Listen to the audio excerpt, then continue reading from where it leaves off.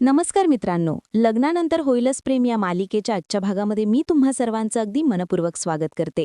आजच्या भागामध्ये आपल्याला पाहायला मिळतं की आता नंदिनी रिपोर्ट पाहणार, तर त्याचवेळी जीवा तिला थांबवतो आणि म्हणतो, नंदिनी थांब, नको ना तू रिपोर्ट बघूस. तर नंदिनी जीवाला प्रश्न करत म्हणते म्हणजे पुन्हा तर जीवाच्या चेहऱ्यावरूनच नंदिनीच्या लक्षात येतं की पुन्हा आपले रिपोर्ट तसेच आले आहेत आणि म्हणूनच कठोर मनाने नंदिनी आपले रिपोर्ट जीवाच्या हातात देते आणि म्हणू लागते, काही हरकत नाही, ठेवा हे रिपोर्ट. तर जीवा नंदिनीला म्हणतो, नंदिनी नंदिनी तू ओके आहेस ना? नंदिनी म्हणते, हो का, काय झालंय? जीवा म्हणतो, नाही, तू काहीच रिॲक्ट झाली नाहीयेस. तर आता नंदिनी जीवाला म्हणते, म्हणजे मी काय करणं अपेक्षित आहे, सांगा ना जीवा. जीवा, मी मान्य केलंय की मी नपास झाले आहे, पुन्हा एकदा नपास झाले आहे आणि म्हणूनच माझी हीच रिॲक्शन होती. तर जीवा नंदिनीला म्हणतो, नंदिनी तू खरंच खरंच ओके आहेस? नंदिनी म्हणते, अरे मी काय करू जीवा, सांगा ना, काय हवंय तुम्हाला माझ्याकडून, सांगा ना, रडू का मी की स्वतःला दोष देऊ? नाही जीवा, मी रडतही बसणार नाही किंवा स्वतःला दोषही देणार नाही. जीवा, मला माहितीये माझी नशिबाची साथ मला मिळत नाहीये, परंतु हेच नशीब मला पदोपदी खाली खेचण्याचा, हरवण्याचा प्रयत्न करतंय. पण मला उठून उभं राहण्याव्यतिरिक्त दुसरा कुठलाच पर्याय नाहीये. कारण एक बाई म्हणून मला उठून उभं राहावंच लागेल. कारण एक बाई म्हणून खंबीर उभी नाहीले तरच एक आई म्हणून, असं म्हणत नंदिनी शांतच होते. जीवालाही खूप वाईट वाटतं. नंदिनी म्हणते, असू देत, चला मला खाली जायला उशीर होतोय. नंदिनी पुन्हा एकदा मागे वळते आणि जीवाला प्रश्न करत म्हणते, जीवा, मी तुम्हाला रात्री काहीतरी प्रश्न विचारला होता, त्याचं उत्तर मिळालंय का? तर जीवा काहीच बोलत नाही. नंदिनी म्हणते, लवकरात लवकर ते उत्तर तुम्हाला मिळालं तर मला सांगा, असं म्हणत नंदिनी तिथून निघून जाते. इथे तर जीवालाही खूप वाईट वाटलेलं असतं, तर दुसरीकडे नंदिनीलाही. तर आता दुसरीकडे पाहायला मिळतं, काव्या आणि रम्या अजूनही बाहेरच असतात. आता काव्या काहीच उत्तर देत नसते आणि म्हणूनच रम्या पुन्हा एकदा काव्याला विचारते, काय झालंय काव्या, तुला खरंच बाळ हवंय ना? काव्या मात्र शांतच असते. आता रम्या म्हणते, मी सुद्धा काय बावळाटासारखा तुला नको तो प्रश्न विचारते. अगं, तुला सुद्धा आई व्हायचं असेलच ना, तुला सुद्धा बाळ हवं असेल. पण खरं सांगू का काव्या, अगं लग्न झाल्यानंतर 1 वर्षाच्या आत तू एवढी छान गुड न्यूज दिलीस ना, खरंच खूप छान वाटतंय. खरंच मी सुद्धा खूप खुश आहे काव्या. काव्या मात्र शांतच असते. रम्या याच संधीचा फायदा घेत म्हणते, काही वर्षानंतर बाळ शाळेत जायला लागेल, मग त्याचा अभ्यास सुरू होईल, मग तू सुद्धा तुझा IASचा अभ्यास सुरू कर तेव्हा. असं म्हणत रम्या आता काव्याच्या मनाची घालमेल पुन्हा एकदा सुरू करते. पुन्हा एकदा तिच्या मनात नको नको ते विचार भरवून देत असते. काव्या हे सगळं काही शांतपणे ऐकत असते. रम्या पुढे म्हणते, म्हणजे बाळ आणि आई दोघंही एकत्र बसून अभ्यास करा, किती छान वाटेल ना ते बघायला. आता काव्या काही बोलायला जाणार तर त्यावेळी ती लगेच पाण्याची बॉटल घेते, पाणी पिते. आता हे सगळं काही रम्या पाहत असते. पाणी पिऊन झाल्यानंतर रम्या म्हणते, काय झाले काव्या, बोल ना, तू काहीतरी बोलत होतीस. आता काव्या काही बोलते यावरच रम्याचं लक्ष असतं. रम्या पाहत असते की काव्या कधी काय बोलते. काव्या काही बोलणार, परंतु त्याच टायमिंगला विजयचा फोन आलेला असतो. तर आता रम्या म्हणते, विजय? तर काव्या म्हणते, विजय जीजू? रम्या, तू बोल, मी पचते तोपर्यंत, असं म्हणत काव्या कारमध्ये बसते. तर इथे मात्र रम्या मोबाईल पाहते आणि म्हणू लागते, आता काव्या बाळाबद्दल सगळं काही बोलणार होती, परंतु हा युजलेस विजय कधीही फोन करत असतो, असं म्हणत ती रागाने फोन उचलते खरा, पण असं दाखवून देते की खरंच विजय, माझं तुझ्यावर किती प्रेम आहे. ती अगदी प्रेमानेच विजयशी बोलत म्हणते, हा विजय बोल. तर दुसरीकडे आशीर्वाद बंगल्यात देशमुखांच्या घरी आपल्याला पाहायला मिळतं, नंदिनीने अशा बायकांना बोलवलेलं असतं की ज्यांना मातृत्व मिळालेलं नसतं, ज्यांना आई होत आलेलं नसतं. तर त्यावेळी आता नंदिनीच्या आश्रमात काम करणाऱ्या रेखाताई प्रस्तावना देत म्हणतात, आतापर्यंत प्रश्न हा आहे की नेहमी आपणच मन मारून का जगायचं, आणि त्यातही मूल होत नसेल तर सगळं काही संपलं असं नाही, आणि म्हणूनच आज आपण अशाच एका ऑप्शनबद्दल बोलायला जमलो आहोत. नंदिनी, बोलतेस ना? असं म्हणत रेखाताई आता प्रस्तावना संपवत पुढचा विचार मांडण्यासाठी नंदिनीला सांगतात. नंदिनी म्हणते, हो बोलते, असं म्हणत आता नंदिनी आपलं बोलणं सुरू करते आणि म्हणते, कोवळ्या कळ्या फाउंडेशन आपल्या सगळ्यांसोबतच आहे. खूप चांगल्या घरात ही लोकं मूल दत्तक देतात. ज्यांना मूल होत नाही अशांपुढे मूल दत्तक घेण्याचा पर्याय असतोच. तेव्हा आता तुमची कोणाकोणाची तयारी आहे मूल दत्तक घेण्याची? आता मात्र कोणीच काही उत्तर देत नसतं. सर्वजण बायका एकमेकांकडे पाहत असतात. तर दुसरीकडे जीवा आता नंदिनीच्या बोलण्याचा विचार करतो. नंदिनीच्या प्रश्नाचं उत्तर जीवा शोधत असतो. जीवा म्हणतो, मूल होत नसेल आणि तरीही आपल्याला आईबाबा व्हायचं असेल, तरीही आपल्याला मूल हवं असेल, तर मग काय पर्याय असेल? आता जीवा या प्रश्नाचं उत्तर शोधत असतो, विचार करत असतो, आणि त्याचवेळी जीवाच्या मनात विचार येतो, मूल दत्तक घेण्याचा. मूल दत्तक घेण्याचा हा पर्याय असू शकतो. मला माझ्या प्रश्नाचं उत्तर मिळालंय, नंदिनीने विचारलेल्या प्रश्नाचं उत्तर मिळालंय. मग मी काय करू? आता जाऊन नंदिनीला सांगू का? तर दुसरीकडे नंदिनी सर्वांना म्हणते, हे बघा, संकोच न करता तुम्ही सर्वांनी माझ्या एकाच प्रश्नाचं उत्तर द्या की तुमच्यापैकी कोणाकोणाची तयारी आहे मूल दत्तक घेण्याची. आताही कोणी काहीच उत्तर देत नसतं. नंदिनीला काहीच कळत नसतं की सर्वजण असे गप्प का आहेत. आणि म्हणूनच नंदिनी सर्वांना प्रश्न करत म्हणते, अरे बोला ना, काय झाले, तुम्ही सर्वजण असे गप्प का आहात. आता नंदिनी सर्वांकडेच पाहते, पण सगळेजण शांत बसून असतात. सगळे एकमेकांकडे पाहत असतात. तर दुसरीकडे ऑफिसमध्ये आपल्याला पाहायला मिळतं, पार्थ काव्याच्या बोलण्याचा विचार करत असतो की या फोटोत जे आपल्या चेहऱ्यावरचं हसू आहे तेच हसू पुन्हा आपल्या चेहऱ्यावर यावं, एवढीच अपेक्षा. आता हे बोलणं आठवताच पार्थ काव्याला फोन करतो. काव्या इकडे अभ्यास करत असते, परंतु काव्या पार्थचा फोन उचलते. पार्थ म्हणतो, काय करताय. काव्या म्हणते, काही नाही, अभ्यास करतेय. पार्थ म्हणतो, पाणी पिलात ना, कारण उन्हाळा जास्त वाढलाय, हीट जास्त वाढलीय, त्यामुळे तुम्ही पाणी जास्तीत जास्त प्या. काव्या म्हणते, देशमुख, मी पाणी इतकं पितीये ना की मगासपासून मी 4 वेळा वॉशरूमला जाऊन आलीये. पार्थ म्हणतो, सॉरी, म्हणजे आम्ही नवरे बायकांसाठी सगळं काही करू शकतो. बायकोसाठी अक्षरशः आम्ही सगळं करायला तयार असतो, त्यांची आजारपणं, त्यांचं दुखणं खोपणं सगळं काही, परंतु ही गोष्ट मात्र आम्ही नाही करू शकत. म्हणजे अशा कित्येक गोष्टी आहेत ज्या आम्ही तुमच्यासाठी नाही करू शकत, याची जाणीव मला झालीये. खरं सांगू का काव्या, जर तुमची ही वॉशरूमला जाण्याची फेऱ्या मी जर वाचवू शकलो असतो ना, म्हणजे किमान तुमच्या 4 फेऱ्यांपैकी 2 फेऱ्या मी जरी करू शकलो असतो ना, तर खरंच खूप बरं झालं असतं, तुमची शपथ. आता मात्र काव्याला हसू येतं. काव्या म्हणते, काय बोलताय देशमुख तुम्ही, हे खरंच तुम्ही काय कराल आणि काय बोलाल याचा खरंच नेम नाही. तर पार्थ म्हणतो, हो का. तर काव्या म्हणते, पण खरंच थँक्यू, तुम्ही जे बोलात त्याने खरंच खूप बरं वाटलं. तर पार्थ म्हणतो, तुम्हाला सुद्धा थँक्यू, कारण मला जे हवं ते मिळालं. तुम्ही काल म्हणाला होतात ना की आपल्या हे चेहऱ्यावरचं हसू पुन्हा यायला हवं. मग आता तुमचं जाणं शक्य नाही, कारण मघापासून अभ्यासावर उठून मी सतत वॉशरूमला जातीये आणि त्याच्यामुळे माझ्या अभ्यासाकडे दुर्लक्ष होतोय. पण आता मी तसं करणार नाही. आता मी थोडा वेळ कंट्रोल करेन, कारण मला नोट्स पूर्ण करायच्याच आहेत आज. काही झालं तरी मला माझं टार्गेट पूर्ण करायचंय. पार्थ म्हणतो, होईल टार्गेट कंप्लीट, तुम्ही करा मनापासून अभ्यास, मी तुम्हाला डिस्टर्ब नाही करणार. काव्या म्हणते, बरं ठीक आहे. पार्थ म्हणतो, चला तर मग फोन ठेवू का. काव्या म्हणते, हो ठीक आहे. असं म्हणत आता पार्थ फोन ठेवतो. काव्याच्याही चेहऱ्यावर कुठेतरी थोडं हसू आलेलं असतं आणि पार्थही खुश असतो. तर दुसरीकडे पाहायला मिळतं, अजूनही कोणीच नंदिनीच्या प्रश्नाचं उत्तर दिलेलं नसतं. कोणी काहीच बोलत नसतं. नंदिनी म्हणते, हे काय, तुम्ही सर्वजण असे शांत राहिलात तर मला माझ्या प्रश्नाचं उत्तर कसं मिळेल, सांगा ना, कोण तयार आहे मूल दत्तक घ्यायला. तर आता वसुवत्या म्हणतात, हे काय, कोणीच काही बोलत नाहीये, म्हणजे कोणीच तयार नाहीये का मूल दत्तक घ्यायला. आता नंदिनी वसुवत्यांकडे येते आणि वसुवत्यांना म्हणते, वसुवत्या, काय तुम्ही, अहो सगळ्यांना बोलतं व्हायला थोडा वेळ लागेल, जरा थांबा ना तुम्ही. वसुवत्या म्हणतात, राहिलं.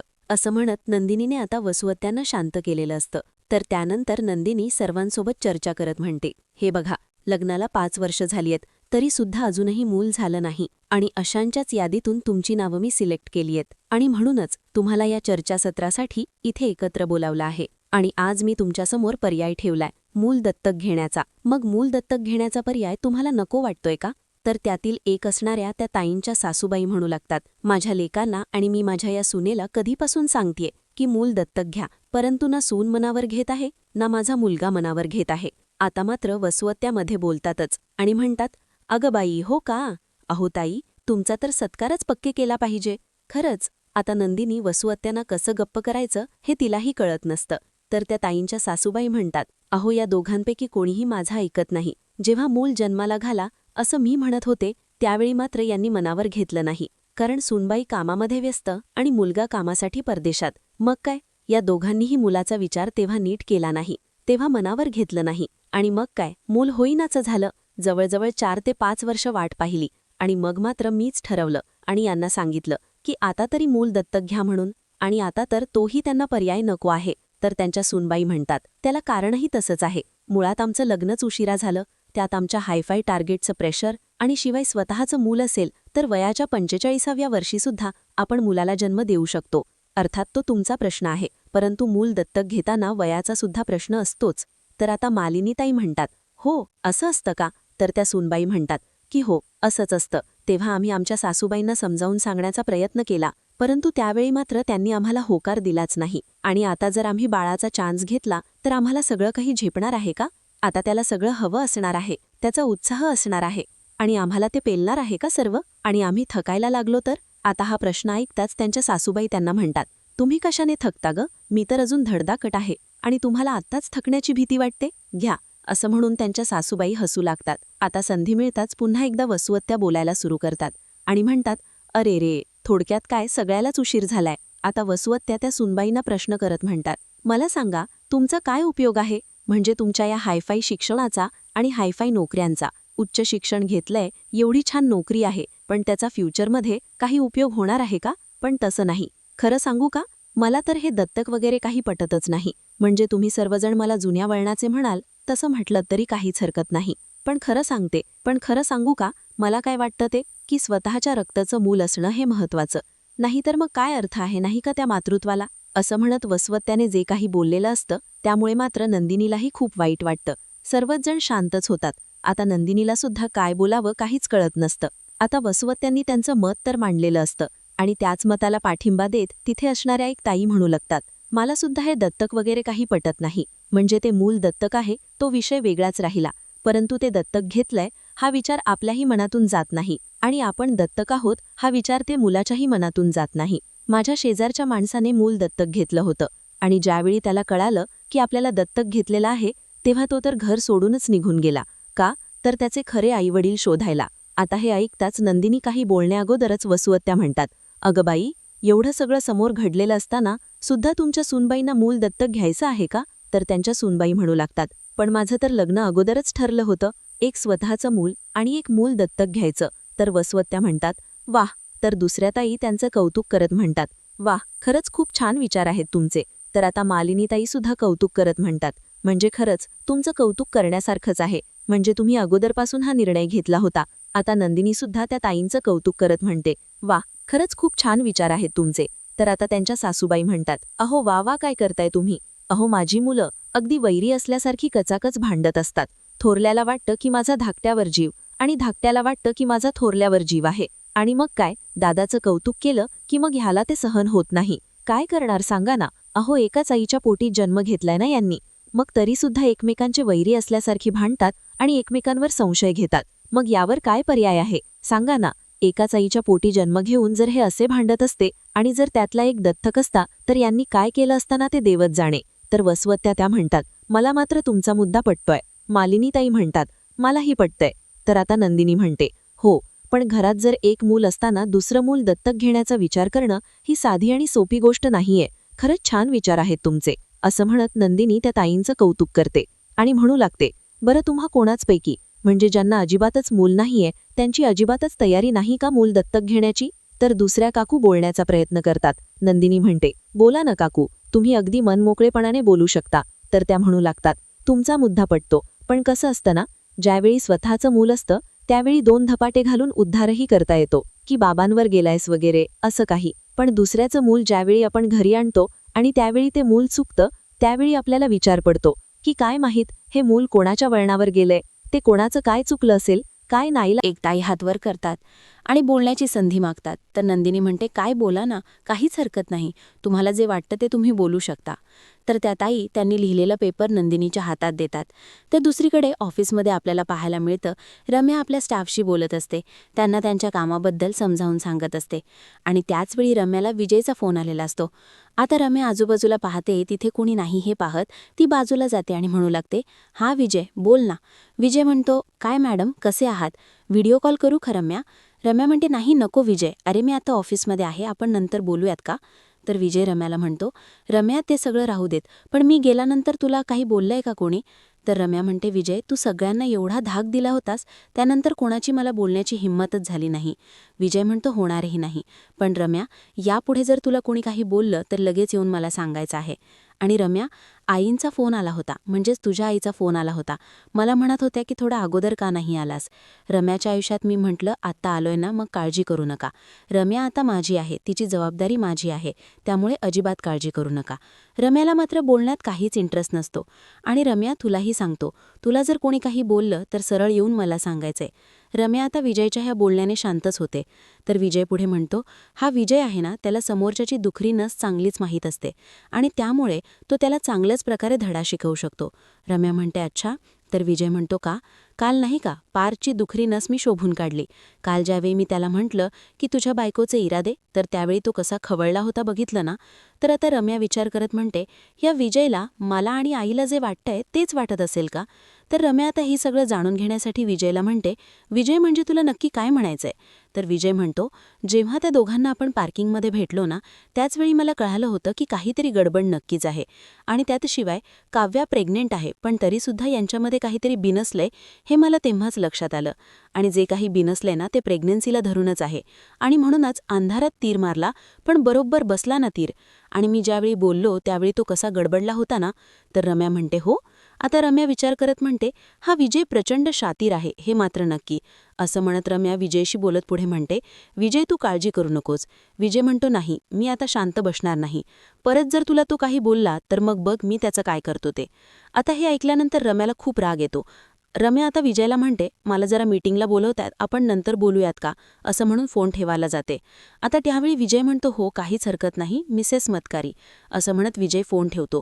तर रम्या म्हणू लागते, मानलं हा ह्या विजयला, खूप शार्प आहे. आणि हा आत्ताच तर म्हणाला की जर मला पुन्हा कोणी काही बोललं तर तो त्याला चांगल्याच प्रकारे धडा शिकवेल. मग मी काय बरं करू? हा विजय तर माझ्या उपयोगाचा आहे. हा विजय हुशार तर आहे, पण माझ्या जाळ्यात मात्र अडकला. काय करू मी आता? बरं, असं म्हणत रम्या विचार करत असते तर दुसरीकडे पाहायला मिळतं की देशमुखांच्या घरी नंदिनी म्हणते, ही राधिका, हिला बोलता येत नाही, परंतु ऐकता येतं. त्यामुळे आपल्या सगळ्यांचं चर्चासत्र सुरू असताना तिने काही सगळ्या गोष्टी ऐकून घेतल्या आणि तिला काही बोलावंसं वाटत होतं ते मुद्दे तिने लिहून काढले आहेत. त्याचाच हा कागद माझ्यासमोर आहे. तिला काय वाटतंय ते मी तुमच्या सगळ्यांसमोर वाचून दाखवते. मी जरी वाचत असली तरीसुद्धा तीच बोलते असं समजा. नमस्कार. मी सगळ्यांचं चर्चासत्र ऐकली. मी तुम्हा सगळ्यांचे विचार ऐकलेत. सानंदीताईंचे सुद्धा विचार ऐकलेत. मी जसं लग्न वेळेत झालं नाही तसं मग आयुष्यात एकट्याने जगायची सवय लागते आणि मग आपलं सुद्धा काहीतरी चुकतंय असं वाटतं न असंच होतं. तसंच एकदा स्वतःला कामात जुंपून घेतलं ना की मग मात्र आपल्याला मूल होत नाही ही खंत घड्याळाच्या काट्याप्रमाणेच फुसलीही जाते. पण बाळ होत नाही याचं दुःख आपल्याला तेव्हाच कळतं जेव्हा आपल्या घरात बाळ येतं. आता त्याचवेळी त्या ठिकाणी जीवा आलेला असतो. जीवा नंदिनीचे हे सगळे विचार ऐकत असतो. तर नंदिनी पुढे म्हणते, दत्तक मूल सुद्धा चालेल, परंतु बाळ हवं आयुष्यात. मी 3 महिन्यांची मुलगी दत्तक घेतली. हो, अगदी खरं आहे. या सगळ्यामध्ये खूप अडचणी सुद्धा आल्यात. कागदपत्र, परवानग्या, पैसे, वेटिंग पिरियड आणि त्यातही शिवाय मला बोलता येत नाही म्हणून जजनं मला विचारलंच, काय बाळावर संस्कार कसा करणार? पण त्यावेळी मात्र मी त्यांना इशाऱ्याने सांगितलं की बाळावर संस्कार करायला भाषाच कशाला पाहिजे? माझ्या नवऱ्याला बोलता येतच की, तो त्यांना शब्दांची भाषा शिकवेल आणि मी त्याला भावनांची. नशीब जजला माझं म्हणणं पटलं. त्यांना माझं बोलणं समजलं आणि मग आमच्या आयुष्यात अनुश्री आली. ती आल्यानंतर माझ्या कुशीत अशी काय झोपली, जणू काही माझ्याच कुशीत होती ती जन्मभर. आणि मग मात्र आयुष्य आधीसारखं राहिलंच नाही. रोज नव्या गोष्टी, नवी बडबड, नवी रंग, हे सगळं काही अनुभवायला मिळालं. नवीन शिक्षण. आपण आपल्या मुलांना सर्व काही शिकवतो, पण तरीसुद्धा ते आपलं ऐकतात थोडंच. माझ्या आईबाबांना खळ्या होत्या, परंतु त्या मला नाही येत. म्हणजे आपल्या सगळ्याच गोष्टी अनुवांशिकतेपणे आपल्या मुलांवर जातात किंवा आपल्या मुलांमध्ये अनुभवता येतात असं काहीच नसतं. जर गोष्टी जुळणाऱ्या असतील ना तर त्या आपोआपच जुळतात. आता राधिकाताईंचं हे मनोगत ऐकल्यानंतर सर्वांचंच मन भरून येतं. जीवाही खुश होतो आणि नंदिनी जीवाकडे पाहू लागते. तर येणाऱ्या पुढील भागामध्ये आपल्याला पाहायला मिळतं, मानिनीताई नंदिनीला म्हणतात, हे बघ 4-5 वर्ष झाली आणि तरीसुद्धा तुम्हाला मूल झालं नाही, तर मग आपण विचार करूयात ना दत्तक मुलाचा. आता तरी सध्या काही गरज नाहीये. आता नंदिनीला मानिनीताईंचा विचार पटलेला असतो आणि त्याचवेळी जीवा त्या ठिकाणी येतो आणि म्हणतो, लगेच मान्य केलेस का? नकोय दत्तक मूल, सांग ना नंदिनी. आता नंदिनीला काय बोलावं काहीच कळत नाही. तर दुसरीकडे काव्या आपलं मत पार्थसमोर व्यक्त करत म्हणते, बाळ होणं ही आयुष्यातली सुंदर गोष्ट आहे हो, परंतु आपल्या बाबतीत वेळ चुकली असं नाही का वाटत तुम्हाला? आता पार्थ काव्याला मायेने जवळ घेतो, तिच्या डोक्यावरून हात फिरवतो, तिला आधार देतो. काव्या मात्र खूप अस्वस्थ असते आणि हे सगळं काही रम्याने ऐकलेलं असतं. रम्या खुश होते आणि म्हणू लागते, वाह, हे तर खूप छान झालंय. म्हणजे बाळ आईबाबांना जवळ आणतं, परंतु ह्यांचं बाळ मात्र आईबाबांना दूरच करून राहणार. आता रम्या मात्र खुश असते, परंतु बाळाच्या बाबतीत आता काव्या नक्की काय निर्णय घेईल? तर नंदिनी मूल दत्तक घ्यायला तयार होईल का? अशा असंख्य प्रश्नांची उत्तरे आपल्याला लवकरच पाहायला मिळणार आहेत. मित्रांनो, अशाच मालिकांचे नवनवीन अपडेट पाहण्यासाठी चॅनलला नक्कीच सबस्क्राईब करा. व्हिडिओ पाहिल्याबद्दल तुम्हा सर्वांचे अगदी मनपूर्वक धन्यवाद.